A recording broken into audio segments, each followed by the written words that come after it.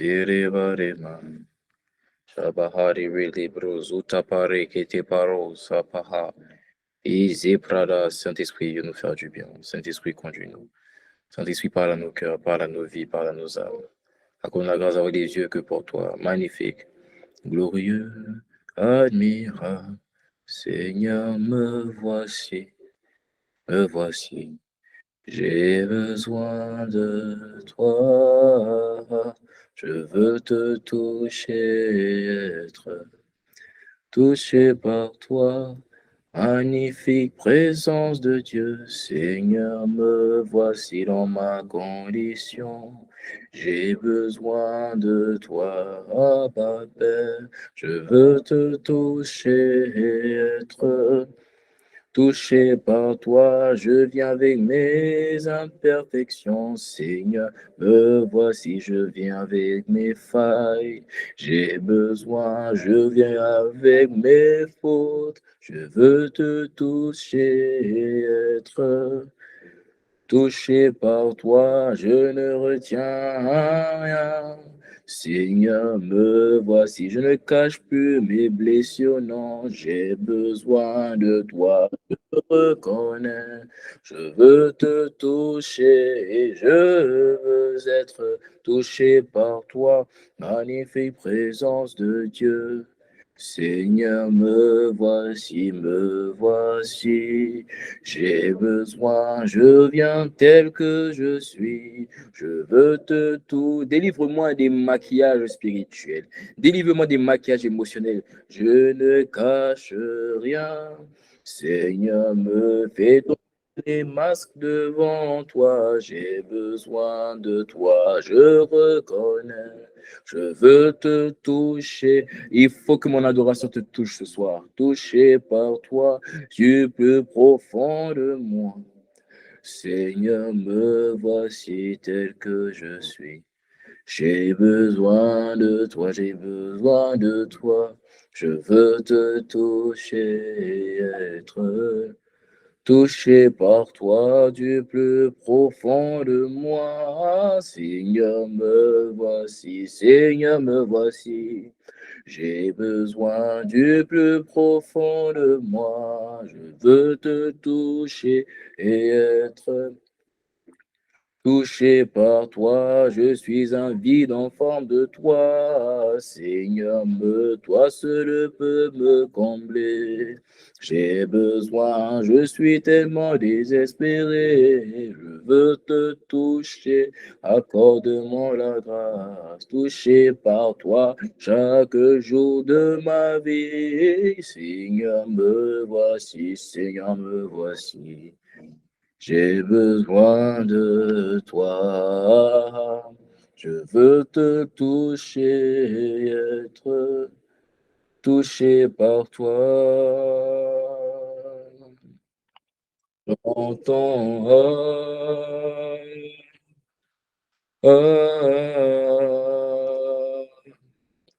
Alléluia. Ezipradaha, Alléluia.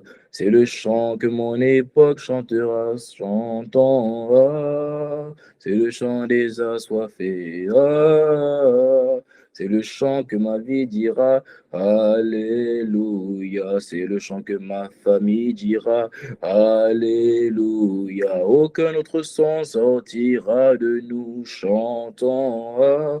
Tant que nous respirerons, aucun autre parfum, Alléluia, si ce n'est le parfum de la gloire de Dieu, Alléluia, c'est plus qu'un mot, c'est un chant, chantons en ton honneur.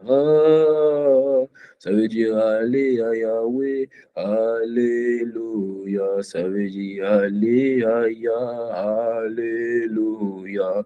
Dans ma postérité, on chantera, chantons en ton honneur. Allez, allez, Alléluia. Allez à Yahweh, Alléluia. Un seul chant sera trouvé en nous. rend ton honneur à celui qui était, Alléluia, qui est et qui revient bientôt, Alléluia. Tout on nous dira, chantons à l'agneau immolé. Allez, allez, alléluia. Allez, allez, alléluia. Chantons, chantons en ton honneur. Allez, alléluia. Alléluia, alléluia. Ize prakata paro sutarebra idaha. Manzite para izeke parosa. Ze prada harebe elo zuprada. Atari brazutayama. Ils sont en train de me dire que c'est le son qui sortira de toi. C'est ce son-là qui est la plateforme qui va déterminer la vie qui va sortir de toi. Lorsque le chant qui sort de toi, le son qui sort de toi, c'est dépression, c'est tristesse, c'est amertume, c'est colère, c'est impudicité, ta vie ne peut que manifester ce qui sort de toi. Jésus a dit, c'est ce qui sort de l'homme qui souille l'homme. Le son qui sort de toi, c'est ce qui peut te souiller, c'est ce qui peut te garantir de manifester une vie qui rend gloire au produit de bonheur et non de malheur que Dieu a préparé d'avance pour toi, pour donner l'avenir de l'espérance. C'est le son qui sort de toi qui annonce la vie qui sortira de toi. Lorsque tu fermes les yeux, lorsque tu es concentré, quel son sort de toi. Et quand je parle de son, je ne parle pas de chant, mais quelle parole, quelle pensée, qu'est-ce qui sort de toi? Beaucoup de personnes, lorsqu'ils ferment les yeux, ce qui sort, c'est dépression, c'est échec, c'est suicide, c'est des pensées impudiques. Tout ce qui sort, c'est regret, c'est remords, c'est culpabilité. Mais lorsque tu fermes les yeux, ton espérance, tout ce qui sort de toi, c'est gloire à Dieu. C'est Alléluia. Ça veut dire aller à Yahweh. Tout ce qui sort de toi, c'est honneur, louange à celui qui était, qui est, qui vient. Ta vie ne peut que manifester le son qui sort de toi. Le son qui sort de toi est le plus important. Parce que le son qui sort de toi est comme une atmosphère. Plus ce son va sortir, plus tu vas dégager une atmosphère autour de toi. Et ta vie ne pourra que se manifester dans l'atmosphère qui est autour de toi. Oh Seigneur, accorde-nous la grâce de faire sortir de nous un son. Pas le son à pas perdre du péché, des blessures émotionnelles. Pas le son à pas perdre de la douleur, des blessures passées. Pas le son du regret, de la culpabilité. Mais le son à pas perdre de l'obéissance. Le son de l'indication de Christ. Le son de Christ pleinement formé en nous. Accorde-nous la grâce. Nous avons la volonté et par la capacité. Et nous t'implorons. Zipradaha rabo sopradeha. Papa Père, fais-nous du bien ce soir. Chérie, je veux te toucher et être touché par toi. Seigneur, me voici. Seigneur, me voici. J'ai besoin de toi. Je veux te toucher, être touché par toi. Toi seul l'honneur, la louange et la gloire. Au nom de Jésus. Amen. Amen. Gloire à Jésus-Christ. Bienvenue à tous et à toutes. Soyons pour la voix là. Que Dieu nous fasse du bien ce soir. Dieu nous fera du bien ce soir. Alléluia. Dieu va nous fera du bien. C'est pourquoi il nous fera du bien, parce que tu veux le toucher. Il a dit, je me laisserai trouver par ceux qui me cherchent de tout leur cœur. Quand tu souhaites toucher Dieu, il va se laisser toucher. La vérité, c'est que Jésus savait que, il savait que lorsqu'il allait passer, là où il est passé avec la femme à la perte de sang, il savait qu'une personne allait le toucher.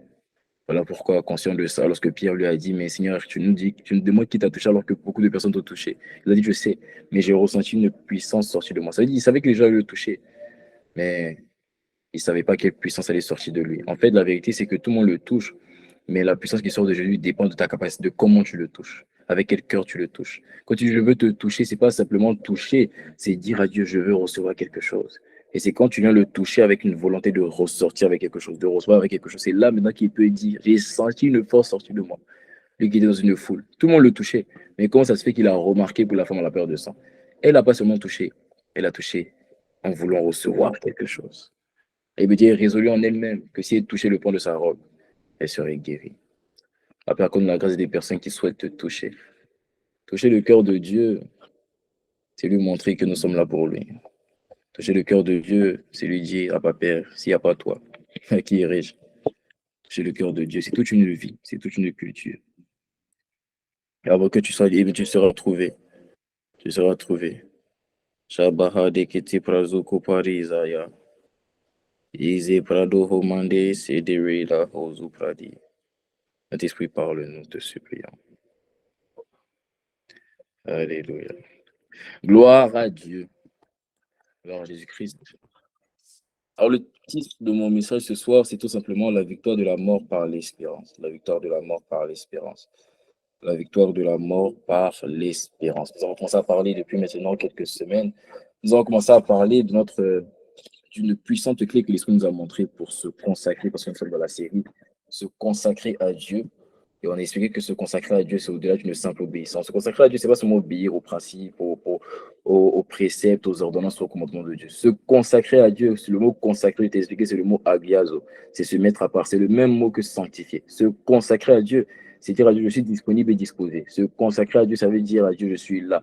Tu vois, se consacrer, c'est dire à Dieu, quelle que soit l'heure à laquelle tu vas m'appeler, là où tu m'appelles, je serai présent pour aller pour toi. Esaïe a dit, il a demandé, mais qui marcherai-je pour nous? Esaïe a dit, me voici, envoie-moi.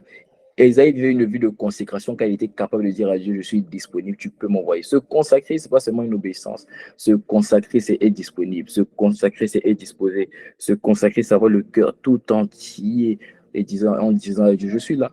Où tu me veux, je suis là. Comme tu me veux, je suis là. Et Dieu trouve en toi un cœur de consacré. J'ai dit que Dieu trouve en toi un cœur de consacré.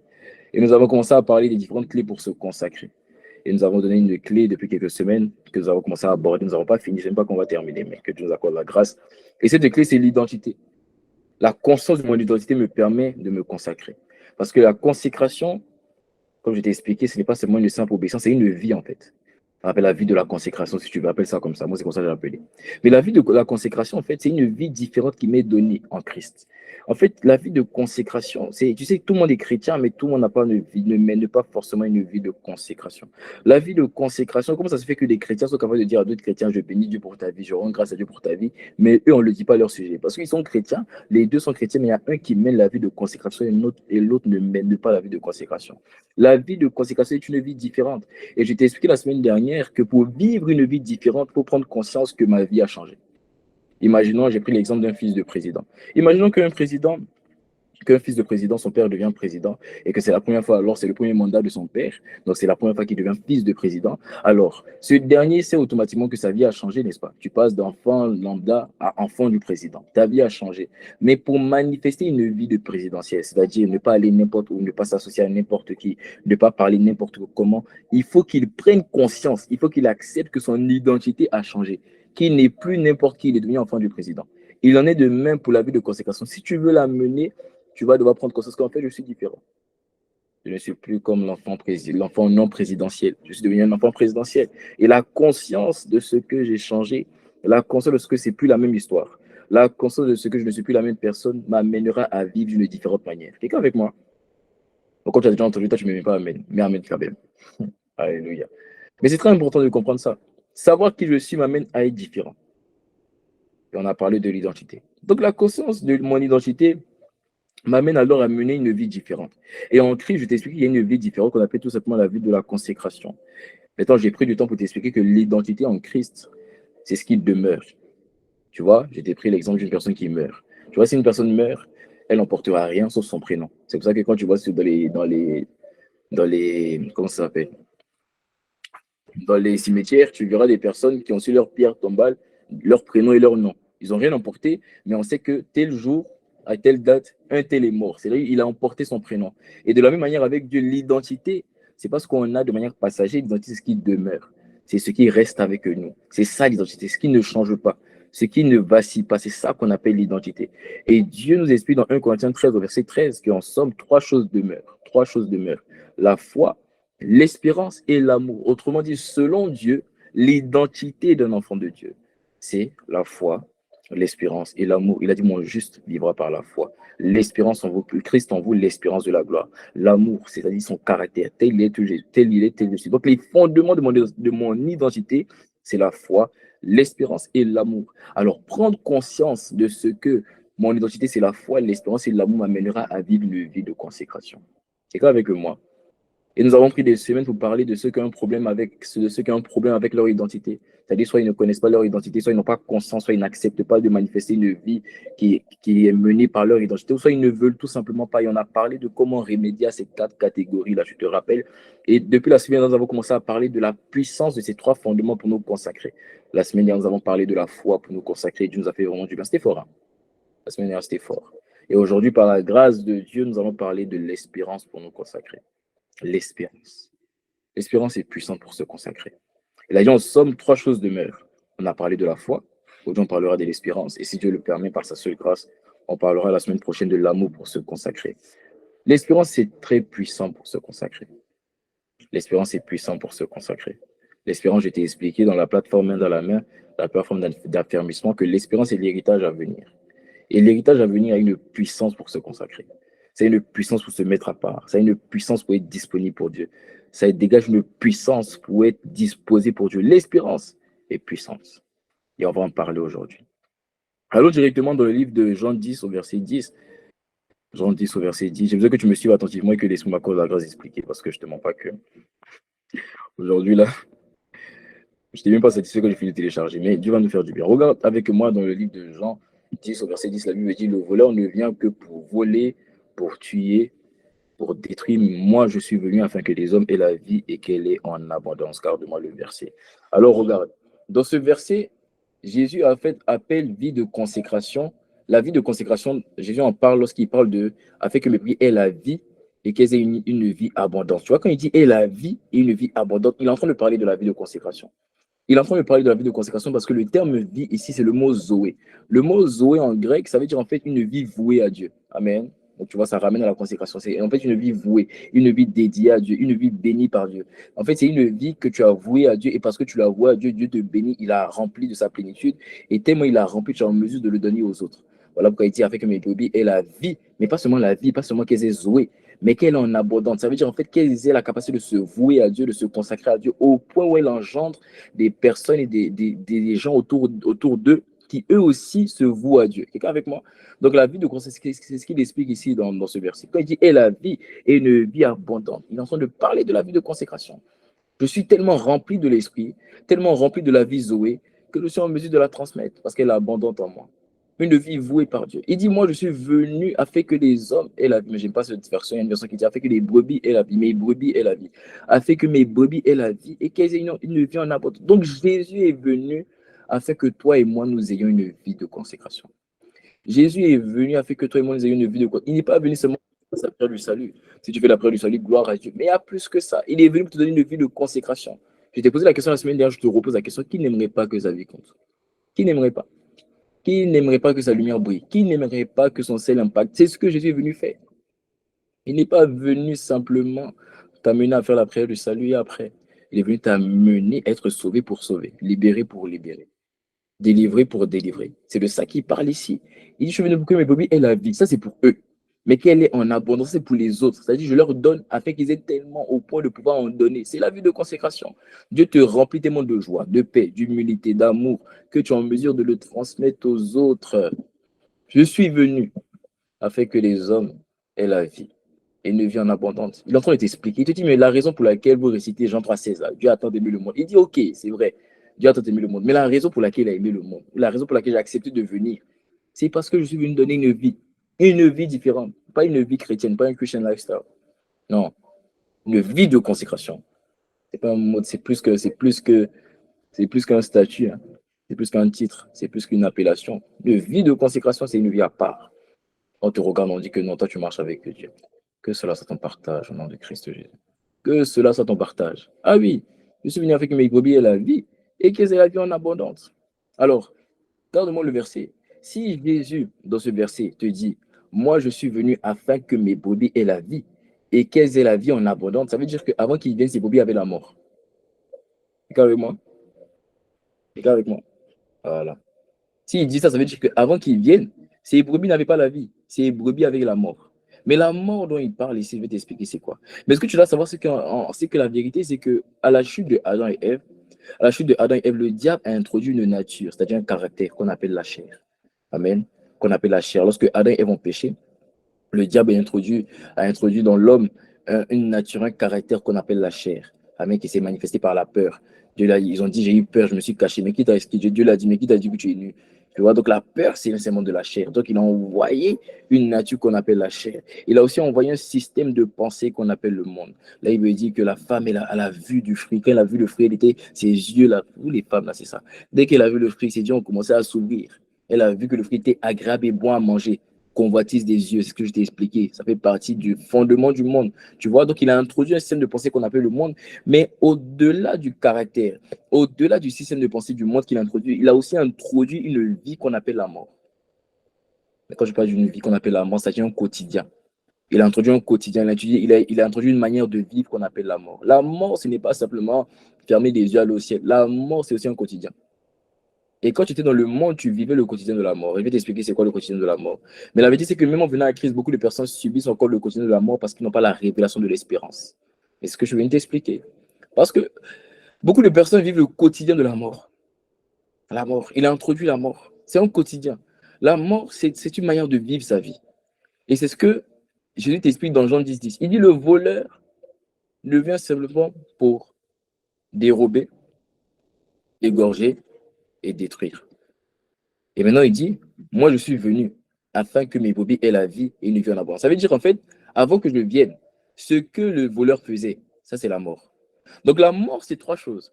La mort, c'est, je ne sais pas si je veux dire l'égorgement, c'est la destruction, mais c'est être dérobé, en fait. La mort, c'est être égorgé, être détruit et être volé par le diable. C'est trois choses différentes que je vais t'expliquer. Quelqu'un avec moi? Quelqu'un comprend ce que je suis en train d'expliquer? Quelqu'un avec moi? Avec moi. Alléluia. Donc la mort d'une brebis, selon Jésus, c'est l'égorgement, la destruction et le vol de celle-ci par le diable. Mais c'est trois choses différentes. Égorger, c'est pas la même chose que détruire. Et détruire, c'est pas la même chose que dérober. C'est trois choses différentes. Mais il te dit en fait que moi je suis venu pour la vie. Mais ce que eux ils avaient avant, la mort là, c'est qu'ils sont égorgés, détruits et dérobés. Mais ça ne sera plus jamais ton partage. Ça ne sera plus jamais ton partage. C'est quoi être égorgé? Égorgé, c'est le terme abattre. C'est le terme éteindre.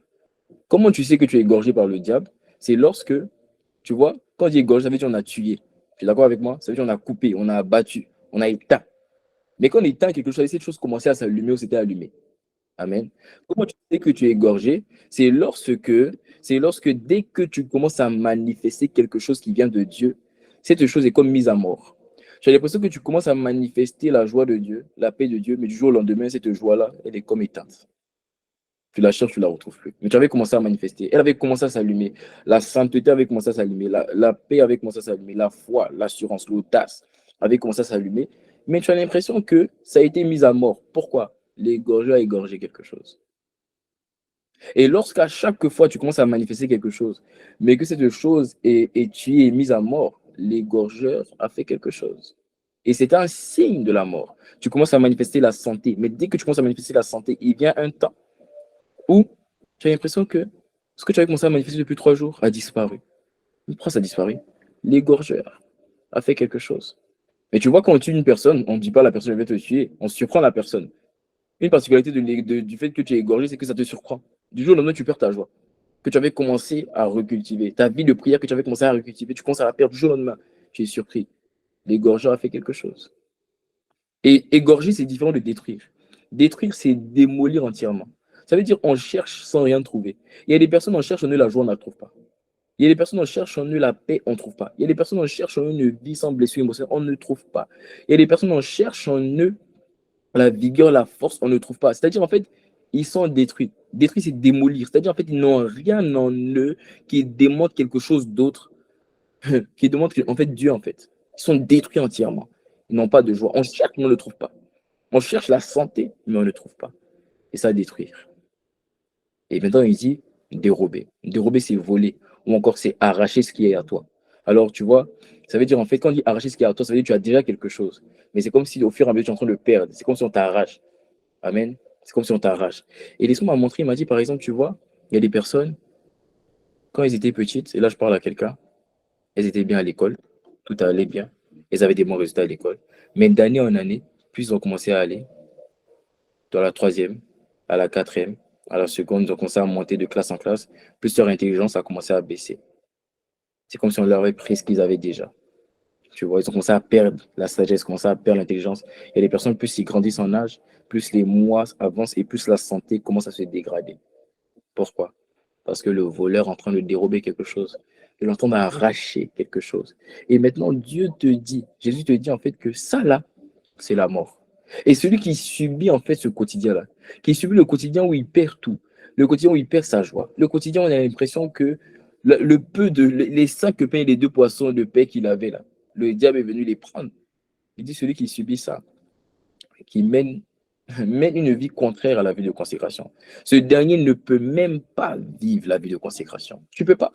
Parce que toi-même, tu en manques. Alors que la vie de consécration, c'est tellement j'en ai, j'en donne. Mais toi-même, tu n'en as pas assez pour toi. Et il dit, une telle personne ne peut pas manifester la vie de consécration, quel que soit comment elle le souhaite. Amen. Elle le souhaite. Alors, pour faire face à ce quotidien qu'on appelle la mort, et pour nous donner accès à la vie de consécration, Dieu nous donne quelque chose qu'on appelle l'espérance. Alors, l'espérance, je t'ai expliqué, l'espérance, c'est l'héritage à venir. L'espérance, c'est ce que Dieu m'a réservé, non pas sur la terre, mais dans le ciel. Et quand je prends conscience de mon espérance, je t'assure, il y a beaucoup de choses. Je vais t'expliquer pourquoi l'espérance est puissante pour se consacrer. Mais d'abord, je dois savoir c'est quoi ton espérance. Parce que les personnes ne connaissent pas votre espérance. Vous pensez que l'espérance, c'est le règne éternel, seulement c'est l'éternité. Non! Je t'ai déjà expliqué, je t'ai expliqué que l'espérance, Dieu a préparé un programme pour toi dans l'éternité. Je t'ai pris cet exemple. Je t'ai dit, par exemple, imagine, tu vas en voyage avec des amis. Si vous allez 2 semaines dans un pays, quand vous allez en vacances, vous avez prévu un programme pour chaque jour des 2 semaines afin que vos 2 semaines soient remplies, afin que vous puissiez bien profiter de vos vacances, n'est-ce pas? Il en est de même pour l'éternité. Si Dieu te prend pour l'éternité, ça veut dire chaque jour de l'éternité, il a prévu un programme, il a prévu quelque chose afin que tu ne t'ennuies pas. Ah oui, il en est de même. L'éternité est remplie. L'éternité est saturée de programmes. L'éternité est saturée des choses que Dieu t'a réservées. Et l'espérance, c'est l'héritage à venir. L'espérance, c'est la conscience de ce que ma vie ne s'arrête pas sur la terre, bien au contraire. Ma vie commence dans le ciel. Là, c'est un test. Voilà. Ma véritable vie, elle commence dans le ciel. Et cet héritage, je t'ai expliqué, est décomposé en plusieurs choses. La première des choses, c'est l'enlèvement. Le fait que tu seras enlevé, la Bible dit Jésus viendra pour son église. L'enlèvement, c'est la rencontre de l'église avec Jésus dans les airs. Pas sur la terre, dans les airs. Pas sur la terre, dans les airs.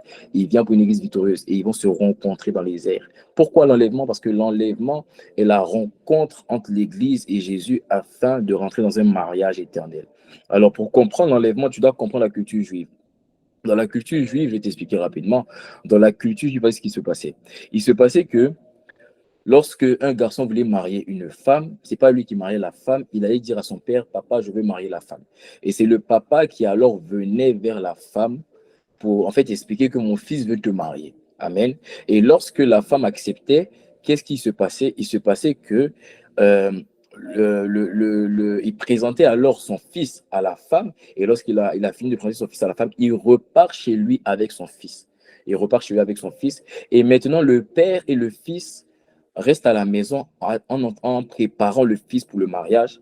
Mais qu'est-ce qu'ils font? Ils envoient leurs amis, c'est-à-dire le fils envoie ses amis afin d'aller préparer sa femme au mariage. C'est-à-dire, en fait, ils envoient des amis pour aller dire à la femme, voici comment ton mari est, voici comment il est, voici comment il est, pour la préparer, en fait, pour la stimuler pour le mariage, pour l'exciter pour le mariage. Et quand il envoie vers le mari, quand il envoie vers la femme, lorsque le père estime que le mari est prêt, maintenant, qu'est-ce qu'il fait? Il envoie son fils vers la femme. Et c'est là qu'ils se rencontrent et qu'ils se marient. Mais dans la Bible, on parle souvent d'épouse parce que dans la culture juive, en fait, fiancé, il n'y a pas le mot fiancé, c'est le mot épouse aussi. Tu vois? Donc, même sur la terre, on se dit on est épouse, mais en fait, on est fiancé. Mais le véritable mariage, ça sera pendant l'enlèvement. Qu'est-ce que ça veut dire? Il en est de même pour ce qui s'est passé avec Jésus. Jésus étant le mari et Dieu le Père éternel est celui qui veut marier son fils Jésus. Vous voyez ce que le Père éternel a fait? Il a présenté Jésus à l'église. Amen. Il a présenté Jésus à l'église. Il y a un pasteur qui disait souvent que la question de l'église, c'est une question de dot. Ce n'est pas une question de mariage, de qui veut marier. Ce que je t'explique, c'est une question de dot, ce n'est pas une question de qui veut marier. Il est écrit dans la parole de Dieu que il y a une voix qui a retenti. Qui est digne d'ouvrir le livre des sept sceaux et d'en remplir? Qui est digne d'ouvrir le livre et d'en remplir les sept sceaux? En fait, c'était une voix qui a retenti, c'était la voix du Père, qui a retenti pour dire, en fait, qui est digne de marier l'Église, en quelque sorte. Qui est digne? Qui veut marier l'Église? Alors, tu vois, l'Église, elle est splendide. L'Église, elle est irréprochable, sans tache ni ride. Ah, Dieu est en train de parler de toi.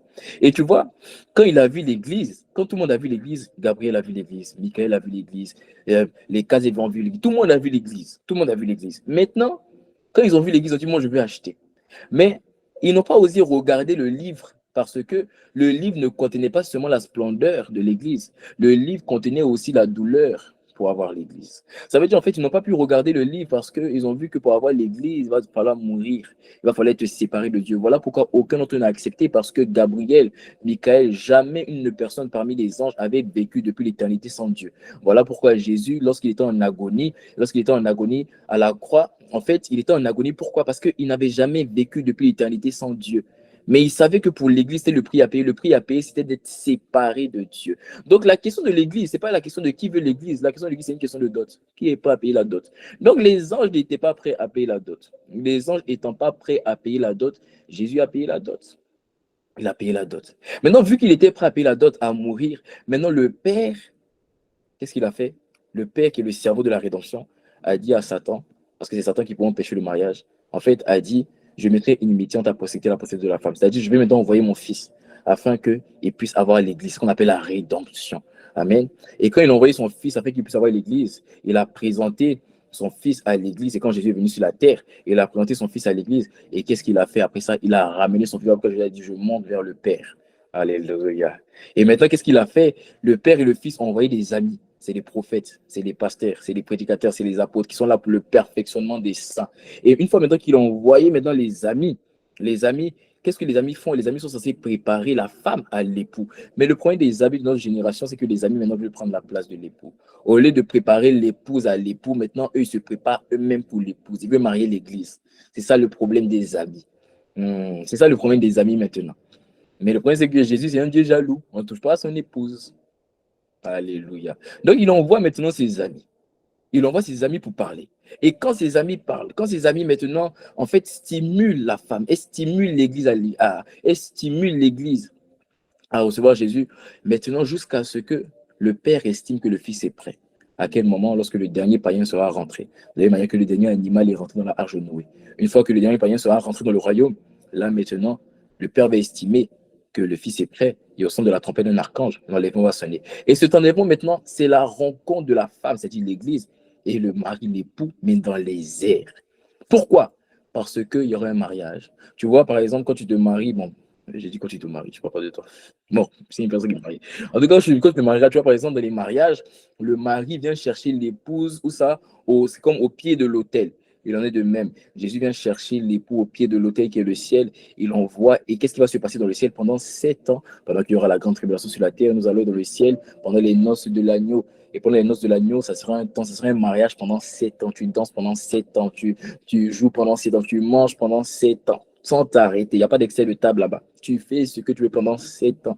Et pendant ces 7 ans, il y aura ce qu'on appelle le festin de l'agneau. Ça veut dire, en fait, tu mangeras ce que tu veux. Et au cœur de ce festin de l'agneau, je ne sais pas comment, à quel moment, il y aura ce qu'on appelle le tribunal de Christ. C'est à ce moment-là que Jésus va récompenser tous ceux qui ont fait du bien, tous ceux qui ont combattu le bon combat de la foi, tous ceux qui ont été là pour lui. Alors, mais ce n'est pas terminé. Après les 7 ans, pendant qu'il y aura la grande tribulation sur la terre, ça c'est l'espérance que je suis en train de te décrire comme ça. Après les 7 ans, pendant qu'il y aura la grande tribulation sur la terre, lorsque les 7 ans seront finis et qu'il y aura la troisième guerre, bon, je ne vais pas tout expliquer ici, alléluia, mais qu'en même temps, il y aura la troisième guerre sur la terre, c'est ce qu'on appelle la guerre de l'Armageddon, qui va se passer dans la plaine de l'Armageddon, qui est une plaine en Israël. Bon, on va parler là-bas, on fait dans parenthèse. Alléluia, toi, tu vas venir à la plateforme. Alléluia. Jésus va revenir maintenant avec son église. C'est là que la Bible dit que tout œil le verra et tout œil l'entendra. Alors, bon, est-ce que je dois te dire ça? Tu t'es déjà posé la question pourquoi dit tout œil le verra, tout oreille l'entendra? Est-ce que tu penses que tout le monde sera en Israël alors que la guerre va se passer en Israël? Tout le monde ne sera pas en Israël. Mais comme on dit, tout œil le verra. Quand j'ai médité dessus, l'Esprit m'a révélé qu'en fait, à ce moment-là, cette guerre sera une guerre, ce sera la première guerre qui est diffusée à la télé. Ça qu'on dit, tout œil le verra. Bon, on va parler là-bas. Bref, en tout cas, il va venir maintenant accompagner des saints de tous les temps, la Bible dit, dans le ciel, qui seront qui seront retenus dans les airs par l'esprit qu'on appelle l'esprit des 4 vents. Et là, il me dit qu'au sceau de son avènement, l'Antéchrist sera jeté en enfer. On ferme la parenthèse. Et maintenant, pendant 1000 ans, toi et moi, nous allons régner sur la terre. Nous allons régner sur la terre. Ça veut dire que chacun aura un territoire sur lequel il règne. Certains auront des quartiers, d'autres auront des continents. Ta capacité à avoir un continent et pas un quartier va déterminer ta capacité à combattre le bon combat et à combattre pour les autres, à porter les armes, à chercher les armes. Parce que ceux qui seront le plus récompensés, ça sera les âmes, ça sera ceux qui auront vécu, qui auront donné toute leur vie pour les âmes. C'est ceux-là qui seront récompensés. Parce que Jésus a dit, je récompenserai même celui à qui on a, celui qui a donné un verre d'eau à mon prophète. Ça veut dire, un verre d'eau, il va récompenser. Mais ceux qui auront le plus de récompense, c'est ceux qui auront donné leur vie, leur corps et leur âme, tout simplement, pour les âmes. Amen. Donc ceux-là, ils vont diriger des continents, ils vont diriger des pays, mais on va tous diriger pendant 1000 ans. T'es d'accord avec moi? Et on va diriger pendant 1000 ans, revêtu d'un corps qu'on appelle un corps glorifié. Un corps glorifié, c'est un corps qui n'a pas de sang, mais qui a des os. C'est un corps qui est capable de se passer par les murs. Regardez, Jésus à la résurrection avait un corps glorifié. Voilà pourquoi la Bible dit, le lieu où ils étaient était fermé. Je te raconte rapidement. Le lieu où ils étaient fermé, et le lieu où ils étaient fermé, et que Thomas disait en fait que tant que je ne l'ai pas vu, tant que je n'ai pas mis mon doigt dans là où son bras était percé, je ne le croirais pas. Mais là, il me dit que le lieu où ils étaient fermés. Et tout d'un coup, Jésus dit que la paix soit avec vous. Il est passé où? Il est passé par le mur. Donc, c'est un corps qui passe par le mur. C'est un corps qui n'a pas de douleur. C'est un corps qui ne sent pas. Tu es béni. Voilà. C'est un corps qui ne sent pas. C'est un corps qui ne tombe pas malade. Et tout ça, c'est mon espérance. Et à la fin des 1000 ans maintenant, à la fin des 1000 ans, qu'est-ce qui va se passer à la fin des 1000 ans? À la fin des 1000 ans maintenant, il y aura le jugement dernier, mais pas pour toi et pour moi, parce que nous aurons déjà été enlevés. Et maintenant, nous allons aller dans le règne éternel. Et même dans le règne éternel, la Bible dit que Dieu va créer des nouveaux cieux et des nouvelles terres. Parce que le but pour Dieu n'a jamais été simplement que les hommes soient chrétiens. C'est pas ça le but pour Dieu. Le but pour Dieu, le but de Dieu, c'est quoi? C'est que le but de Dieu, c'est tout simplement, la Bible dit Dieu créa le ciel et la terre. Ça veut dire en fait le but de Dieu, c'est que le ciel est la maison de Dieu et la terre est la maison des hommes. Amen. Donc, lorsqu'il va refaire toutes choses, Dieu ne va pas simplement, il va détruire cette terre, détruire les cieux, il va rebâtir les nouveaux cieux, une nouvelle terre. Pourquoi? Parce que son but, ça a toujours été que les hommes aient un espace sur lequel ils pourront dominer. Ça n'a jamais changé. C'est son mandat. C'est son mandat. Mais c'est le péché de l'homme qui fait que Dieu est passé par la rédemption pour remettre l'homme sur le chemin qu'il avait perdu. Mais c'est son mandat. Donc Dieu va rebâtir une nouvelle terre. Rebâtir une nouvelle terre, ça veut dire que tout ce qu'on fait sur la terre, ici, on le fera là-bas. J'ai bien dit sur la terre, je n'ai pas dit dans le monde. J'ai dit sur la terre, pas dans le monde. Ça veut dire les choses qu'on fait sur la terre, le sport, manger, on le fera là-bas. On le fera là-bas. On fêtera la Pâque là-bas, parce qu'il est écrit concernant la Pâque que c'est une prescription perpétuelle. On fêtera la Pentecôte parce que c'est une prescription perpétuelle. Donc on fêtera ces choses-là. Et sur la nouvelle terre, il y aura ce qu'on appelle la Nouvelle Jérusalem. Ça sera la capitale, ça sera là où Jésus va siéger. Amen. Donc voici un peu tout ce que Dieu te réserve.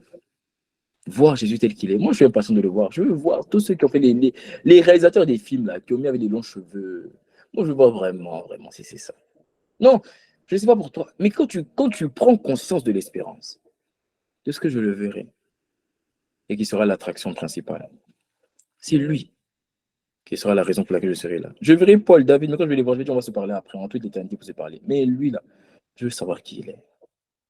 Je verrai le Père. On ne va plus me décrire le Saint-Esprit comme une colombe. Tel il était, je le verrai. Parce que l'Esprit est une personne. Vous pensez que l'Esprit est une personne. Le Saint-Esprit est une personne. Ah oui, ah oui, oui, oui, oui. On ne va plus me décrire comme une colombe, comme un feu. Je vais le voir. C'est ça mon espérance. Et l'espérance est supérieure à tout ce que tu peux avoir sur la terre. Parce que tout ce que tu auras sur la terre va passer. Mais l'espérance ne passera point. Et quand tu prends conscience de ce que l'espérance ne passera point, et que cette espérance m'a été donnée, m'a été garantie à cause, grâce au Saint-Esprit qui habite en moi, selon qu'il est écrit, Christ en vous, l'espérance de la gloire. En fait, cette espérance, en fait, me procure quelque chose. Et c'est cette chose que ça me procure qui me permet de sortir de la mort. Alors, je t'ai mis l'eau à la bouche. Maintenant, tu sais un peu plus ou moins c'est quoi l'espérance. Maintenant, je vais t'expliquer en quoi est-ce que. Maintenant, mon but, en fait, de mon message, en fait, ce soir, c'est de t'expliquer, en fait, en quoi est-ce que la conscience de cette espérance va t'amener, en fait, à être délivré de ce quotidien qu'on appelle la mort. En quoi est-ce que comprendre l'espérance me permet de ne plus jamais te détruire, égorger et dérobé par le diable? En quoi est-ce que l'espérance me permet de vivre une vie de consécration? Et laisse-moi parler. En quoi est-ce que l'espérance me permet de vivre ça? La vérité, c'est que Ce n'est pas l'espérance qui te délivre de la mort. Quelqu'un avec moi, il met amen. Ce n'est pas l'espérance qui te délivre de la mort. Pourquoi? Parce qu'il y a beaucoup de chrétiens, ils ont accès à l'espérance, selon qu'il est écrit Christ en vous, l'espérance de la gloire. Mais comment ça se fait que beaucoup de chrétiens ont accès, je suis en train d'enseigner, comment ça se fait que beaucoup de chrétiens ont accès à l'espérance, mais ne manifestent quand même pas une vie de consécration? Ça veut dire qu'ils connaissent leur espérance, elle est en elle, parce que c'est le Saint-Esprit qui est le garant, c'est le Saint-Esprit qui est le sceau de notre espérance. Mais comment ça se fait qu'on a le Saint-Esprit, on marche avec le Saint-Esprit, mais notre vie ne manifeste quand même pas la vie de consécration. On mène quand même une vie de mort. Parce qu'en fait, ce n'est pas l'espérance en soi, c'est pas l'espérance en soi qui, qui te permet de mener une vie de consécration. C'est la conscience de l'espérance. Tu vois, par exemple, si tu sais que ton père t'a laissé un héritage, une entreprise, tu sais, tu sauras gérer l'entreprise, pas seulement si tu sais qui t'a laissé une entreprise, tu sauras gérer l'entreprise si tu vas faire des études pour apprendre comment on gère une entreprise, n'est-ce pas? L'année de même, c'est pas seulement l'espérance qui va transformer ma vie. C'est pas de savoir que papa m'a laissé telle entreprise, c'est d'avoir conscience qu'il m'a laissé telle entreprise. Car si j'ai conscience de ce que non, en fait, quand il va partir, je vais devoir gérer une entreprise avec tel nombre de salariés, je vais commencer à apprendre, je vais commencer à me comporter comme un directeur, je vais commencer à mener une vie de directeur, à me former pour pouvoir gérer au mieux l'héritage, le legacy que mon père m'aura laissé. Donc l'espérance en moi, c'est pas ce qui me délivre de la mort. C'est la conscience de l'espérance en moi qui me délivre de la mort. Et je te dis, c'est pas la mort physique. La mort, c'est une mort, c'est un quotidien. C'est un quotidien qu'on appelle la mort. C'est une vie destructive. Amen. Maintenant, laisse-moi donner deux raisons pour lesquelles la conscience de l'espérance va me permettre de vaincre en fait ce quotidien qu'on appelle la mort. Deux raisons. La première des raisons, c'est que l'espérance va me donner de la persévérance. Wow. L'espérance va me donner de la persévérance. Alors directement dans Ephésiens 5 au verset 27, il est écrit dans la parole, dans la version Summer, dans Ephésiens 5 au verset 27, regardez ce qu'il est écrit. Le verset va s'afficher. L'espérance va me donner de la persévérance. Il est écrit, il a ainsi voulu se présenter cette église à lui-même, garde-moi le verset. Il a ainsi voulu se présenter à lui-même cette église rayonnant de beauté, sans tache, ni ride, ni aucun défaut, mais digne de se tenir devant Dieu et irréprochable. Digne de se tenir devant Dieu et irréprochable. En fait, ce que Jésus décrit ici dans Éphésiens 5 par l'apôtre Paul, ce qu'il décrit, c'est que Jésus a voulu se présenter à lui-même une église glorieuse. Mais une église glorieuse, ce n'est pas une église vaincue par le diable et par la chair, c'est une église qui est victorieuse du diable et de la chair. Quelqu'un avec moi? Donc l'église glorieuse, en fait, c'est une église, c'est pas une église qui perd, c'est une église qui a la victoire. C'est pas une église qui subit, c'est une église qui agit, qui ne subit. C'est pas une église qui est dominée, c'est une église qui domine. Quelqu'un avec moi? Donc, en fait, ce qu'il est en train d'expliquer, c'est que quiconque aura accès à l'espérance est une personne qui aura eu la victoire sur ce qui le dominait. C'est ce qu'il est en train d'expliquer. Il est en train d'expliquer qu'en fait, vu que j'ai voulu se présenter une église sans tache ni ride, ça veut dire en fait, il a voulu se présenter une église victorieuse. Donc, pour avoir ce qui vient pour avoir les cadeaux qui sont accompagnés à l'église glorieuse, il faut avoir la victoire de l'église glorieuse. Il est en train d'expliquer en fait que si je veux l'espérance, il faut que ma vie démontre la victoire de Christ. Il faut que ma vie démontre la domination de Christ.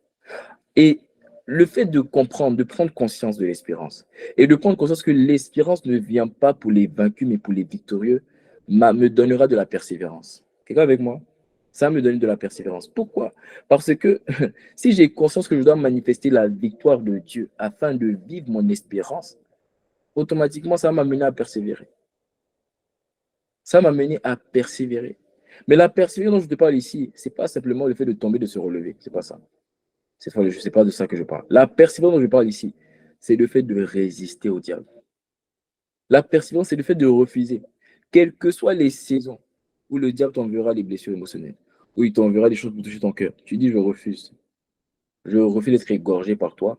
Je refuse d'être égorgé par ton manque de paix. Je refuse d'être détruit par ton impudicité. Je refuse. La persévérance, ce n'est pas une persévérance simplement de temps je me relève. C'est une persévérance des hommes de la foi. C'est une persévérance qui dit je ne te laisserai pas du tout posséder ma vie. Je ne te laisserai pas remplir ma vie d'inquiétude. Je ne te laisserai pas remplir ma vie de ce qui n'est pas de Dieu. Je ne te laisserai pas remplir ma vie de la pornographie. Je ne te laisserai pas remplir ma vie des relations qui ne sont pas de Dieu. Je ne te laisserai pas. Je ne te laisserai pas. Et quand tu as conscience de l'espérance, en fait, tu te dis, mais j'ai besoin de persévérance. Parce que Dieu vient pour ceux qui auront la victoire. Donc, je ne peux pas être vaincu par le diable. Donc, quand il envoie des choses pour te faire la guerre, tu tiens ferme. Et c'est là maintenant que tu engages ce qu'on appelle la résistance. Il est écrit, résistez au diable et il fuira loin de vous. C'est-à-dire, en fait, tu persévères dans la résistance. Tu t'arrêtes devant lui, tu dis, je ne vais pas te donner accès à mon cœur. On ne te trouvera pas dans mon cœur. Il est écrit au sujet de Jésus, Jésus a dit, le prince de ce monde vient, il n'a rien en moi. Ça sera mon histoire. Parce que je sais qu'il vient pour une église sans tache. Je sais qu'il vient pour une église rayonnante de beauté. Je sais qu'il vient pour une église sans aucun défaut, mais digne de se tenir devant Dieu. Ça veut dire en fait qu'il n'est pas indigne, qui sait qu'il a. Moi j'aime beaucoup ce verset. On dit, mais digne de se tenir devant Dieu. Ça veut dire en fait, je n'ai pas volé ma place. Papa Karambiri dit souvent, il dit il y a des gens au ciel, ils seront là, mais ils auront comme un chauffage au niveau du dos. C'est-à-dire, eux, ils sont à la porte, ils sont entre le ciel et l'enfer. C'est-à-dire, ils ressentent la fumée du feu. Non, mais quand il digne de se tenir, ça veut dire, en fait, je n'ai pas volé ma place. Je ne me suis pas prosterné devant quelqu'un d'autre sur la terre en dehors de Christ Jésus. Devant le diable, je suis resté debout. Il a dit à Jésus, si tu te prosternes devant moi, si tu me pipes tout, c'est ce que j'avais dit. Si tu te prosternes devant moi, je te donnerai les roms. Jésus est resté ferme. Il dit, non, non, tu te prosterneras, tu adoreras seulement le Seigneur ton Dieu. C'est ceux qui restent debout devant le diable, qui restent debout devant le roi Nebuchadnezzar comme Meshach, Shadrach, Abednego, et qui disent, je ne vais pas me prosterner devant toi. Quand tu as conscience de l'espérance, tu auras de la persévérance dans la résistance. Ah oui, tu diras au diable, désolé, mais je ne peux pas me compromettre. Pourquoi? Mais tous les gens de ton âge font ça, c'est vrai. Je reconnais. Là, toi et moi, on est d'accord. Ah, mais voilà, donc compromettre. Non, je ne peux pas le faire. Pourquoi? Je ne peux pas. Pourquoi? Je ne peux pas. J'ai une espérance. J'ai un héritage. Je ne boiterai pas mon héritage pour un pot de lentilles. Non, jamais. Je ne donnerai pas ma place à quelqu'un d'autre. Non, non, non, non. Je ne donnerai pas ma place à quelqu'un d'autre. Ah oui, je ne donne pas ma place à quelqu'un d'autre. Vous savez que ta place, quelqu'un peut la prendre. Je parle de ta place d'aller dans le ciel. Hein. Je parle de ta place à la table de Jésus. La maman des frères Zébédée a demandé quoi à Jésus. Elle a dit, il me faut enseigner. Elle a dit quoi? Elle a dit, est-ce que vraiment mon fils peut s'asseoir, un peut s'asseoir à ta gauche et l'autre à ta droite? Et Jésus a dit, s'ils peuvent boire la coupe, il n'y a pas de problème. En fait, ce qu'il était expliqué, s'ils sont capables de boire la coupe, qu'ils viennent. Ça veut dire, en fait, la réponse de Jésus, c'était quoi? C'était j'accepte qu'ils soient un à ma gauche et l'autre à ma droite, à cause de ceux qui boivent la coupe. Maintenant, ça veut dire quoi? Ça veut dire que s'ils n'ont pas été capables de boire la coupe, quelqu'un buvra la coupe à leur place. Donc, la place qui a été réservée sera donnée à quelqu'un d'autre. Je ne peux pas perdre ma place. Non. Et conscient de ce que j'ai une espérance, m'amène à résister. La conscience de l'espérance. À résister. Je ne vivrai pas un quotidien de la mort où je perds mon intelligence. Année après année, au lieu de devenir davantage intelligent, même les gens du monde t'expliquent que plus tu grandis, plus tu es sage. Mais moi, plus je grandis, je deviens insensé. C'est un désordre. C'est du désordre. Je ne peux pas accepter ça. Et conscient de mon espérance, dit non, le diable, je te résisterai. Je ne vais pas introduire dans mon cœur ce qui n'est pas de Dieu. Jamais. Pas dans ma vie, pas dans mon histoire. Dans la vie de quelqu'un d'autre, mais la mienne, pas dans mon histoire. Quand tu as conscience de ça, Dieu fera le reste. Donc l'espérance te donne de la persévérance dans la résistance. Ça, c'est la première raison. La deuxième raison, c'est quoi? C'est que l'espérance va me donner de la réjouissance. Ça rime. Je vous ai dit que bientôt je me mets au rap. Je vous ai dit ça. Je vous ai dit ça avant de commencer la réunion. L'espérance va me donner de la réjouissance. L'espérance va me donner de la réjouissance. Il est écrit dans Romains 12, au verset 12, dans la parole, dans la version Semeur encore, il est écrit, regardez avec moi le verset, il est écrit l'espérance, quelle soit votre joie. Après, il dit l'épreuve, qu'est votre pleine d'endurance, la prière, et avec la persévérance. Mais regardez, il dit quoi? Il dit l'espérance, quelle soit votre joie. C'est d'autres versions qui diront réjouissez-vous dans l'espérance. Mais en fait, il dit l'espérance, quelle soit votre joie. Ça veut dire en fait, l'espérance est capable de te procurer de la joie. Tu vois, quand je t'ai expliqué tout le suite, tu vois, quand j'étais joyeux, j'étais content. Pourtant, tu n'as rien vu, mais j'étais content. Tu vois, ça crée en toi une joie, n'est-ce pas?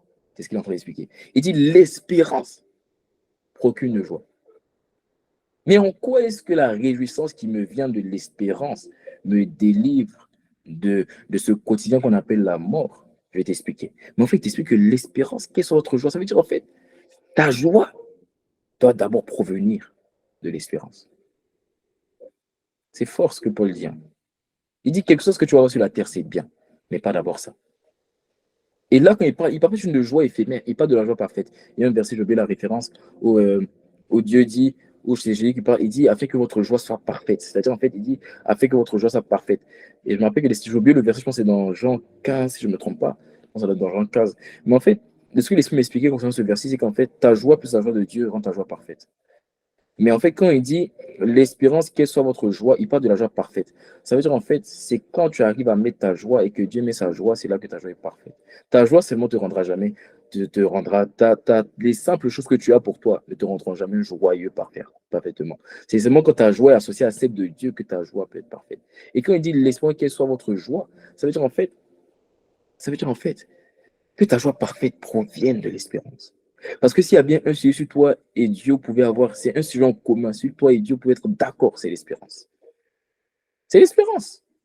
L'espérance, quelle soit votre joie. Est-ce qu'il est l'esprit? La conscience de l'espérance me procure de la joie. Car en fait, pourquoi? Parce que l'espérance, c'est-à-dire l'héritage à venir, me fait comprendre que, quelle que soit la situation par laquelle je passe sur la terre, ce n'est pas la finalité. Hmm. Quel que soit ce par quoi je passe sur la terre, je sais, même si je suis malade dans mon corps et que ça dure, c'est qu'une question de temps. Ce n'est qu'une question de temps. Même si je ne suis pas guéri sur la terre, je sais que j'ai un héritage dans le ciel. Là où il n'y a pas de maladie, il n'y a pas de pleurs.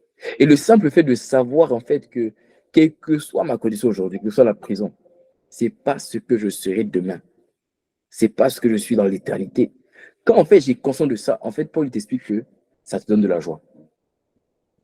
Au milieu du péril, ça donne de la joie. Allez demander à Paul, il dit dans l'épée, la nudité, la faim, les périls, naufrage, qui me séparera de l'amour de Dieu? Paul, comment ça qui te... Il dit oui. Pourquoi? J'ai conscience que ça là, c'est passager. Il y a quelque chose qui arrive, qu'on appelle l'espérance. Et ça lui procure de la joie. Maintenant, je vais t'expliquer. C'est ce que l'Esprit m'a expliqué. Et l'espérance, la joie qui vient de l'espérance est puissante pour se consacrer. Pourquoi? Parce que la joie que ça te procure de savoir en fait que quelle que soit ma situation, n'est pas, en fait, c'est pas la finalité. C'est juste un passage.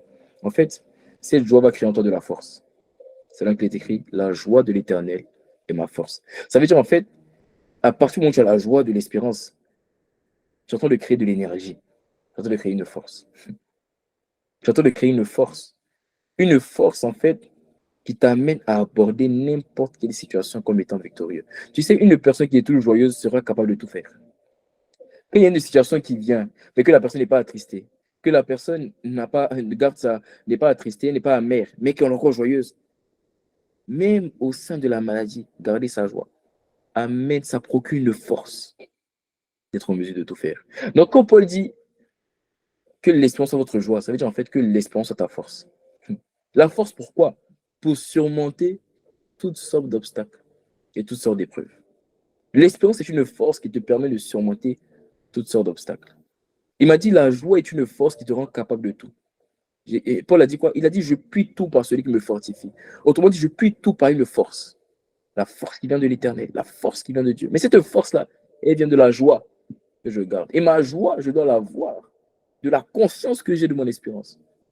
Je dois avoir la conscience de l'espérance. Quand j'ai conscience de l'espérance, ça me donne de la joie.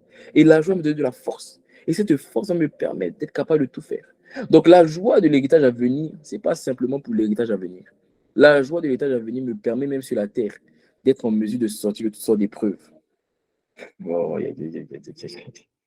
ça me permet de sortir de toutes sortes d'épreuves. Ça me permet de sortir de toutes sortes d'épreuves. Alors maintenant, je termine, j'atterris. Comment avoir conscience de l'espérance? Comment le faire? Comment avoir conscience? Comment avoir les yeux?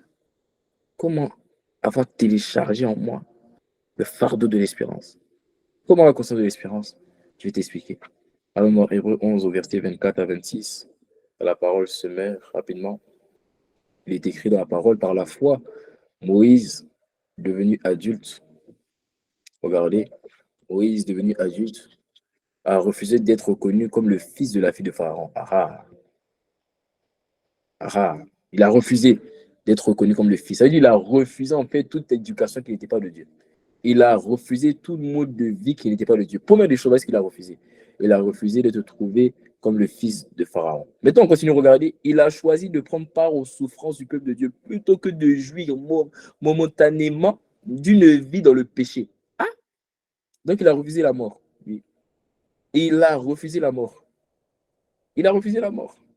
Car estimait-il subir l'humiliation que Christ devait connaître, constituait une richesse bien supérieure au trésor de l'Égypte. Il avait en effet les yeux fixés sur la récompense à venir. Regarde-moi le verset.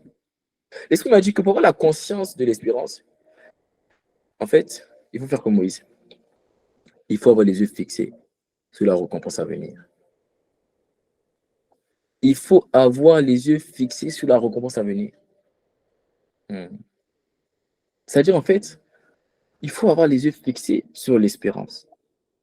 Et quand je dis ça, quelqu'un me dit, ah, ça paraît logique, mais comment on fait? Je vais t'expliquer aussi, ne t'inquiète pas. Allons directement dans Colossiens 3, au verset 2. Regardez ce qu'il dit dans Colossiens 3, au verset 2, dans la version de Louis II d'abord. Regardez ce qu'il dit. Il dit, affectionnez-vous aux choses d'en haut et non à celles qui sont sur la terre. Tu vois la conscience de l'espérance? Affectionne-toi aux choses d'en haut et non à celles qui sont sur la terre. Ça veut dire en quoi? Ça veut dire en fait que ton affection ne soit pas sur les choses que tu reçois sur la terre ou sur les choses qui sont contenues. Que ton affection soit sur les choses d'en haut. Que ton affection, que ton plaisir vienne des choses d'en haut. Mais j'aime pas trop la version Louis II. En fait, c'est la version du semeur qui t'explique bien. Regardez la version semeur, elle va mieux te faire comprendre comment. Regarde, il dit quoi? Il dit de toute votre pensée, tendez vers les réalités d'en haut. Aïe, aïe, aïe, aïe, aïe. Ça veut dire, en fait, tu auras conscience de l'espérance, il faut que toutes tes pensées soient Dieu, soit le ciel, soit les choses qui vont se passer. Tu ne sais pas ce qui va se passer, mais toutes tes pensées sont constamment en train de réfléchir à ça. Comment ça va se passer? Jésus ressemble à quoi? Le Père ressemble à quoi? Il y a des gens qui disent Jésus à quel point tu? Oui, il a quel point tu? Quelle est la longueur de ses cheveux? En fait, tu es constamment en train de penser. Constamment en train de penser, de toute façon, c'est tenter vers la réalité d'en haut. Comment sera la nourriture là-bas? Comment seront les arbres? Comment seront les anges? À quoi ils ressemblent? À quoi ils ressemblent? Maintenant, je te donne un rima que Dieu m'a donné. Aujourd'hui même, quand j'ai lu ce verset. Regarde ce que l'Esprit m'a dit. Il dit de toute votre pensée, tendez vers la réalité d'en haut. Tu vas attraper ta tête. Tu vas attraper ta tête. Hein. L'Esprit m'a dit, tu veux voir les anges? Tu veux voir Jésus? Tu veux voir les choses spirituelles? Il m'a dit quoi? Il dit, de toute votre pensée, tendez vers la réalité d'en haut. Jésus que tu veux voir, les anges, c'est les réalités d'en haut, n'est-ce pas? Il m'a dit, à chaque fois que tu penses à ce que tu veux voir, tu es en train de tendre. Ça veut dire, en fait, quand tu tends, surtout de t'approcher un peu plus. Non, ça veut dire, garde-moi le verset. Pourquoi tu enlèves le verset?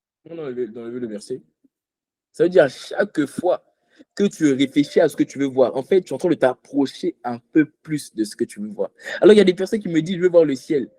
Commence à réfléchir au ciel. Et plus tu vas faire, il arrivera un temps où tu vas t'ouvrir les yeux. C'est ce qu'il m'a expliqué aujourd'hui. Et j'avais jamais compris. J'avais jamais compris. Parce qu'il m'a dit, mais tu n'as pas remarqué que souvent quand tu vas en retraite, c'est généralement que les gens vont en retraite qui manifestent, ils voient de telles choses. Il dit oui. Il m'a dit parce qu'en retraite, ils ont plus les oreilles fermées sur les choses et ils pensent plus à moi. Donc en fait, leur pensée est en train de tendre sur ce qu'ils veulent voir. Et tu toute votre pensée. En fait, l'esprit m'a dit que tes pensées sont une main qui te permet de recevoir et d'attraper ce que tu veux avoir et voir le Dieu. Tes pensées sont comme une main. Il dit de toute votre pensée, tendez. Ça veut dire en fait, tes pensées sont comme une main, c'est comme un pont. À chaque fois que tu penses, en fait, tu es en train d'attirer à toi ce à quoi tu penses. Alléluia. Tu es en train d'attirer à toi ce à quoi tu penses. Donc, tu vas avoir la conscience de l'espérance. Pense à l'espérance. Sois gouverné par l'espérance. Quelle est ta première pensée au réveil? Quelle est la dernière? Tu ne penses pas aux choses du ciel. Toi, tu penses seulement aux choses de la terre, aux choses de la terre, aux choses de la terre. Comment je vais aller à l'école demain? Qu'est-ce que je vais porter à l'école demain? Comment je vais travailler? Tout là, c'est la terre, c'est la terre, c'est la terre, c'est la terre. Tout c'est la terre. Tout c'est la terre. Il y a des personnes ici, vous perdez un t-shirt. On dirait que vous avez perdu une maison. Tellement c'est la terre. Votre téléphone tombe, on dirait. Il faut penser aux choses d'en haut. Il dit de toute votre pensée. Je vois bien. Il n'a pas dit à moitié. Il dit votre pensée toute votre pensée. Tendez vers les réalités d'en haut. Tu sais, même quand je mange, je suis en train de réfléchir, Seigneur, tu ressembles à quoi? Il dit de toute votre pensée, tendez vers la réalité d'en haut. De toute votre pensée, tendez vers la réalité d'en haut. Mais ce que tu n'as pas compris, c'est que lorsque tu réfléchis à ça, en fait, c'est une puissance pour se consacrer. Pourquoi? Parce qu'à chaque fois que tu tends tes pensées vers les choses d'en haut viennent dans ta vie. Ça veut dire, en fait, à chaque fois que tu vas réfléchir, en fait, à l'espérance, en fait, et que tu vas penser au corps glorifié, en fait, la maladie dans ton corps ne peut pas rester. Parce que tu penses à un corps qui n'a pas de blessure, tu penses à un corps qui n'a pas de douleur. Mais ta vie sur terre est obligée de manifester ça. Tu penses à un endroit où il y a la joie, tu penses à un endroit où il y a la paix, tu penses à un endroit où il y a la passion, où il y a l'humilité. Mais en fait, tu ne peux que manifester, en fait, les réalités d'en haut, la sagesse d'en haut, de toutes vos pensées. Tendez vers la réalité. C'est fort, de toute votre pensée. C'est-à-dire, en fait, dès que tu commences à penser, tu commences à attirer ça vers toi. Ah, c'est ma prière pour toi. Que tu attires les réalités d'en haut. Et les réalités d'en haut, c'est une vie de consécration. Mais tu dois penser à l'espérance. Donc voilà en quoi l'espérance est une puissance pour me consacrer. Au nom de Jésus-Christ. Amen. Izi para kate paro sete paria.